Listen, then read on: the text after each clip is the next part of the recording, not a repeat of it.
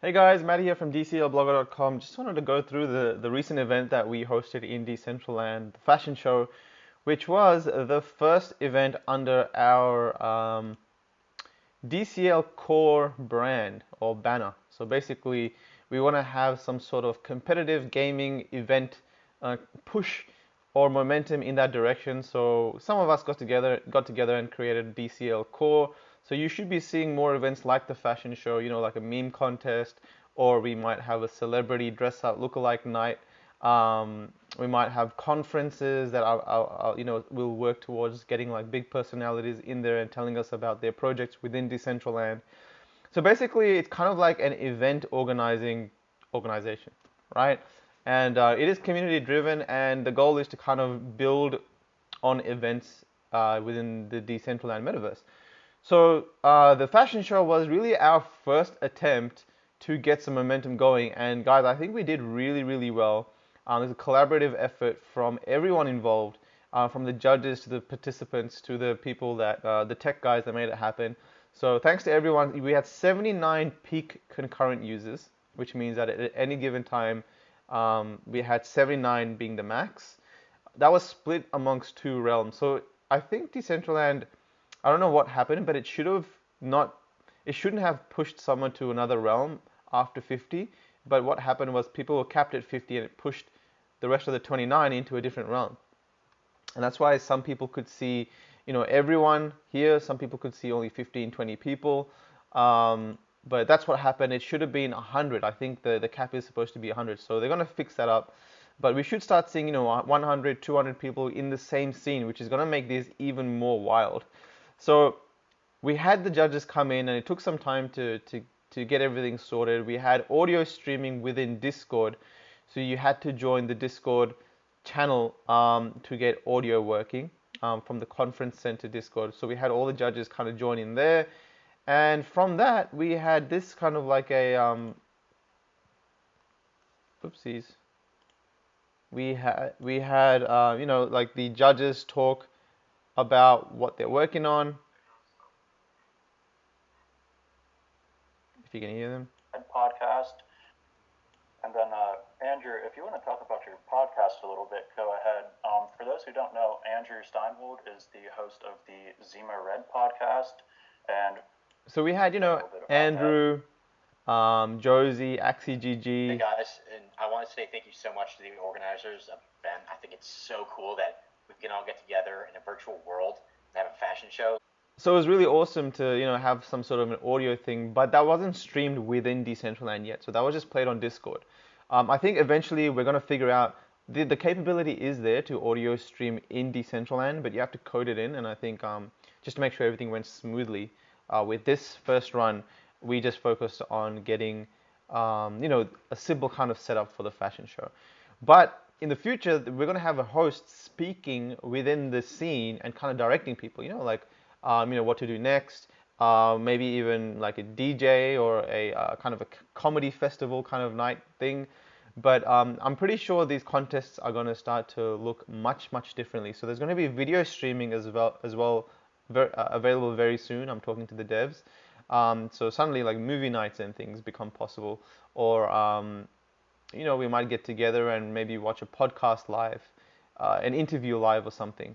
So, these features are going to start taking these events to another level. But anyway, I also wanted to kind of go through how we went on organizing this event. It was really successful in the sense that I was hoping we'd get 100 people, and we had 80 concurrent people, but we had about 150 plus that came up during, before, during, and after. So after this, if you look at this graph, basically these are the two different realms, and you can see, I think this was Fenrir Red, Fenrir Amber Fenrir or something like that, and the red one was Artemis Blue. So the people that came in first, a lot of them were going to this one, the blue server. And then as this kind of started to peak, people were kind of being pushed into the next server, which is why we had this split. But at the peak, I don't know if you guys can see that. Oh wait, here we go. I don't know if you guys can see, but we almost hit 80. So that's where we were at 79 being peak. So after the event, at around this time, everyone jumped to the club kind of after party, which is Too Sad to Tell's after party club, and people kind of just jumping around having fun over there, listening to some music. So I think that's the first time I spent more than 3 to 4 hours within Decentraland, because even before that, what was happening, so even before this event started, we were actually doing a Zoom call with like 6 of us. We were talking to some devs in Decentraland, the people from Polygonal Minds. We were talking to Daniel. We were talking to Baus from Decentral Games, and we were just talking about Decentraland. But the thing was, Frankie was streaming that on his LAN, so people were in Decentraland listening to that podcast live. Then from there we went to the fashion show, and then from there to the after party. So there was a good like 3 to 4 hours, a good 3 to 4 hours of people being within the Decentraland space. So seeing that sort of activity was really damn cool. And I think one of the biggest things for this is just pushing frequent events. You should be able to wake up in the morning and have like 10 events you're excited about within these metaverse projects, whether it's Decentraland or CryptoVoxels or anything else.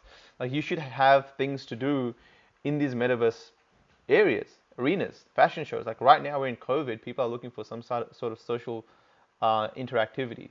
So that was really cool that happened.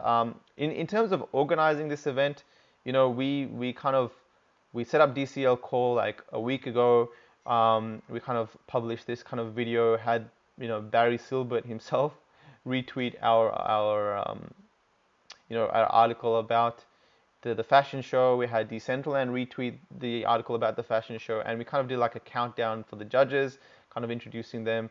And I think it was good us reaching out to judges outside of Decentraland, because it kind of got other communities to come on board and see what Decentraland is all about, right?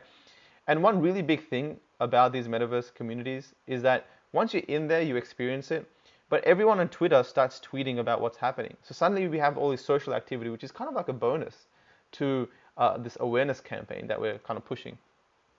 So this is the benefit in having a browser-based kind of world where I can just post a link. We can just post a link as to where to go, which I'm not sure if I can find a tweet that we did that. But I think Andrew did that. So Andrew Steinwald, which is one of our judges who has the Zima Red podcast, posted the link. You click that, and that should take you straight to the parcel and the scene that the activity is happening on. So that's an awesome thing about browser-based, which is not in like the other projects. So we don't have to download something to be able to engage with Decentraland. There is technical challenges because you have to load so much content every time you're in there, because there's no standalone yet. Hopefully that gets figured out. If that can get ironed out and we can all have a smooth experience, then suddenly like these links could be amazing. Like, people are tweeting these links and everyone's jumping on board as to what's going on at the moment. So that's a pretty cool thing about these web browser projects. I know CryptoVoxels works a similar way. So we had some challenges, people logging in and being, pushed to different realms, which I think a couple of us from the team, we went there to have a separate kind of judging contest there as well, to make sure everyone got a fair share of the event. We had the judges come on board, and people, we were chatting on Discord, and we had different people's mics also active, which we had a lot of comedy, listening to random people talk about different stuff, and people do different things. But these challenges, I think it's part of the metaverse growth process. It's about event organizing and seeing what we need to fine tune to make the next event better. So that was really cool to see.